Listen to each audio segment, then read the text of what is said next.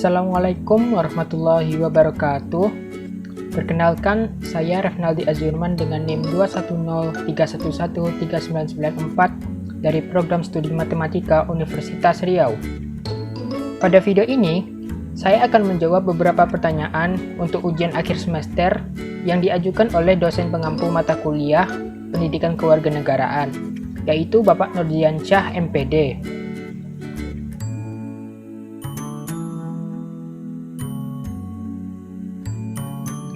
Pendidikan Pendahuluan Bela Negara atau PPBN adalah pendidikan dasar seputar bela negara yang bertujuan untuk menumbuhkan kecintaan pada tanah air, meningkatkan kesadaran dalam kehidupan berbangsa dan bernegara Indonesia, menguatkan keyakinan akan kesaktian Pancasila, menanamkan sikap kerelaan berkorban bagi negara, dan memberikan kemampuan awal seputar bela negara.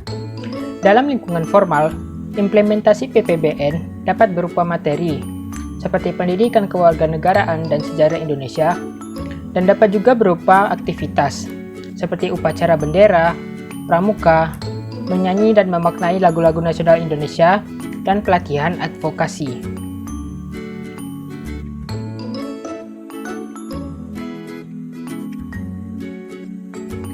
Dengan adanya pendidikan kewarganegaraan, semua warga negara, khususnya para generasi muda, diharapkan untuk memiliki kesadaran penuh akan demokrasi dan hak asasi manusia atau HAM. Dengan pembekalan kesadaran ini, mereka akan memberikan kontribusi yang maksimal dalam mengatasi berbagai masalah yang dihadapi bangsa, tentunya dengan cara-cara yang damai dan cerdas. Pendidikan kewarganegaraan juga bertujuan untuk menumbuhkan rasa bertanggung jawab bagi para generasi muda, khususnya dalam menyaring pengaruh-pengaruh dari luar, mengambil sisi positifnya dan menolak hal-hal yang tidak sesuai dengan nilai luhur dan moral bangsa. Sehingga, pendidikan kewarganegaraan diharapkan mampu dalam menumbuhkan sikap kesetiaan pada tanah air dan bersedia dengan tulus dan ikhlas untuk menyumbangkan segala potensinya demi kemajuan tanah air ke depannya.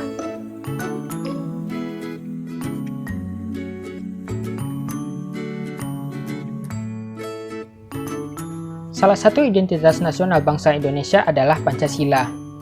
Pancasila menjadi identitas nasional yang penting bagi bangsa Indonesia karena Pancasila berperan menjadi pedoman nilai-nilai dalam kehidupan berbangsa dan bernegara. Adapun nilai-nilai yang terkandung dalam Pancasila adalah nilai ketuhanan, nilai kemanusiaan, nilai persatuan, nilai kerakyatan, dan nilai keadilan. Segala macam kepribadian warga negara dan peraturan di Indonesia juga harus berpedoman kepada Pancasila. Oleh karena itu, bangsa Indonesia telah sepakat untuk menjadikan Pancasila sebagai identitas nasional.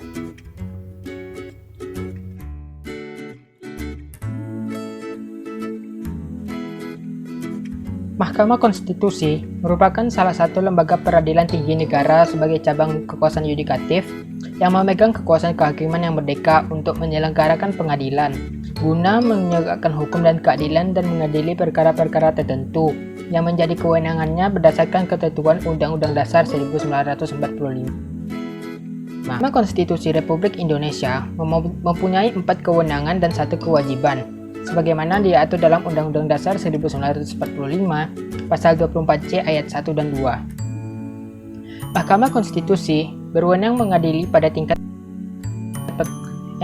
yang putusannya bersifat final untuk 1. Menguji undang-undang terhadap Undang-Undang Dasar Negara Republik Indonesia tahun 1945. 2. Memutus sengketa kewenangan lembaga negara yang kewenangannya diberikan oleh Undang-Undang Dasar Negara Republik Indonesia tahun 1945. 3. Memutus pembubaran partai politik. 4. Memutus perselisihan tentang hasil pemilihan umum.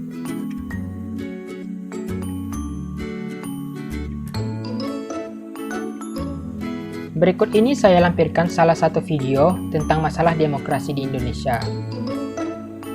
Pemerintah telah memberlakukan kebijakan terbaru untuk mengatasi masalah minyak goreng. Nantinya minyak goreng seharga Rp14.000 per liter bisa dibeli dengan aplikasi Peduli Lindungi. Nah, bagaimana penerapannya di lapangan? Berikut liputan Maria Assegaf dan juru kamera Junaidi dari Pasar Klender, Jakarta Timur.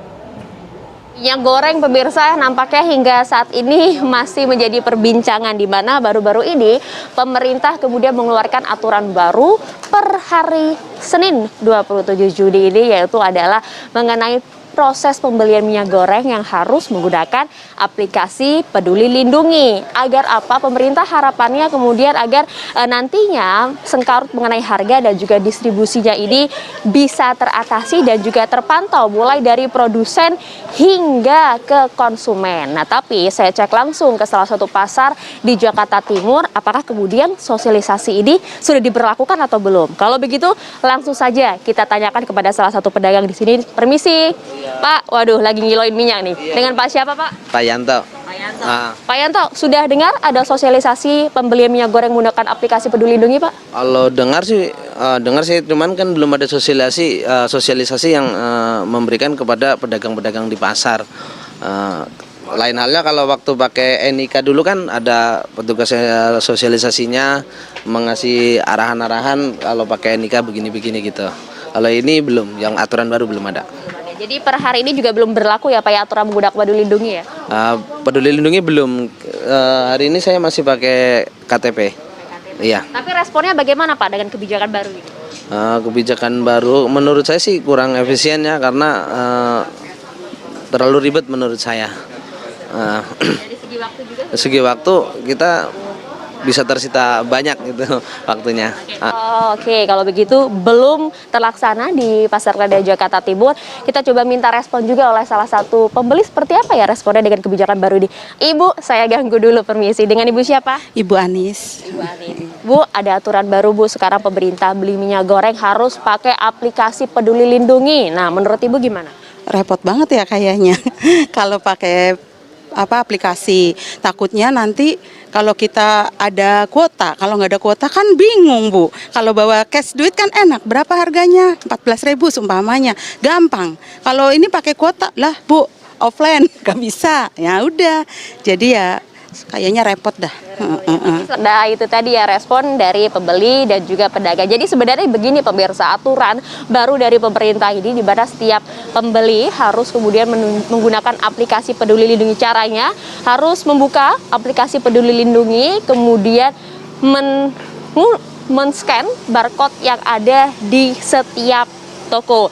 Hal ini agar pemerintah kemudian bisa memantau bagaimanakah distribusi minyak goreng murah ini dengan harga 14.000 per liter ya, mulai dari produsen hingga ke konsumen. Jadi sengkarut harga dan juga distribusinya ini bisa lebih tepat sasaran. Tapi nanti ya setiap orang ini hanya diberi batasan 10 kg saja setiap NIK per harinya. Dan bagi Anda yang mungkin tidak memiliki aplikasi Peduli Lindungi atau memiliki berbagai keterbatasan, bisa digantikan dengan menunjukkan KTP. Dari Jakarta, Maria Segaf, Junaidi, TV One mengabarkan. Berdasarkan pendapat pedagang dan pembeli pada video tersebut, penggunaan aplikasi Peduli Lindungi untuk membeli minyak goreng dinilai ribet dan merepotkan masyarakat. Karena untuk menggunakan aplikasi tersebut harus menggunakan kuota internet. Jika tidak ada kuota internet, maka tidak bisa membuka aplikasi Peduli Lindungi, sehingga tidak bisa membeli minyak goreng. Hal ini tentunya akan menyulitkan warga, khususnya bagi masyarakat kurang mampu yang kesulitan secara ekonomi untuk membeli kuota internet. Berdasarkan kasus tersebut, menurut saya, pemerintah kurang memperhatikan keberagaman warganya dalam membuat kebijakan. Kebijakan yang dibuat justru malah merugikan sebagian kelompok masyarakat. Hal ini tentunya tidak sesuai dengan prinsip demokrasi, yaitu dari rakyat, oleh rakyat, dan untuk rakyat. Hal ini juga menunjukkan bahwa perkembangan demokrasi di Indonesia saat ini masih belum maksimal, karena pemerintah senantiasa tidak memperhatikan rakyat dalam membuat kebijakan. Justru malah menyusahkan rakyat atas kebijakan yang dibuat. Oleh karena itu, baik pemerintah maupun rakyat bersama-sama harus menerapkan nilai demokrasi dalam kehidupan berbangsa dan bernegara.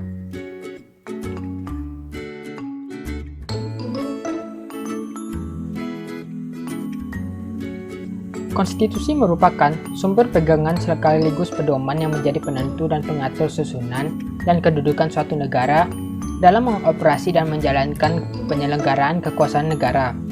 Konstitusi memiliki kedudukan yang sangat penting dalam kehidupan berbangsa dan bernegara. Konstitusi berperan sebagai pemberi pegangan dan pemberi batas agar penyelenggara negara tidak menyalahgunakan kekuasaan, dan sebagai pegangan dalam mengatur bagaimana kekuasaan negara harus dijalankan. Karena konstitusi merupakan jaminan yang penting dalam menjaga agar kekuasaan yang ada di dalam suatu negara tidak disalahgunakan dan menjamin agar hak asasi manusia tidak dilanggar. Adapun amandemen Undang-Undang Dasar 1945 didasari oleh 3 alasan, yaitu sebagai berikut. Pertama, alasan historis, di mana sejak awal dalam sejarahnya, Undang-Undang Dasar 1945 memang dibuat oleh para pendiri negara, yaitu BPUU, BPKI, dan PPKI, sebagai undang-undang dasar yang bersifat sementara, karena dibuat dan ditetapkan dalam suasana tergesa-gesa. Yang kedua, alasan filosofis, yaitu di dalam Undang-Undang Dasar 1945, terdapat campur tangan berbagai gagasan yang saling bertentangan, seperti antara paham kedaulatan rakyat dengan paham integralistik, antara negara hukum dengan paham negara kekuasaan. Yang ketiga, alasan teoritis, di mana berdasarkan pandangan teori konstitusi, keberadaan konstitusi bagi suatu negara pada hakikatnya adalah untuk membatasi kekuasaan negara agar tidak bertindak dengan sewenang-wenang. Demikian video yang saya buat untuk ujian akhir semester pendidikan kewarganegaraan. Terima kasih atas perhatiannya, mohon maaf apabila terdapat kesalahan dan kekurangan. Saya akhiri, wassalamualaikum warahmatullahi wabarakatuh.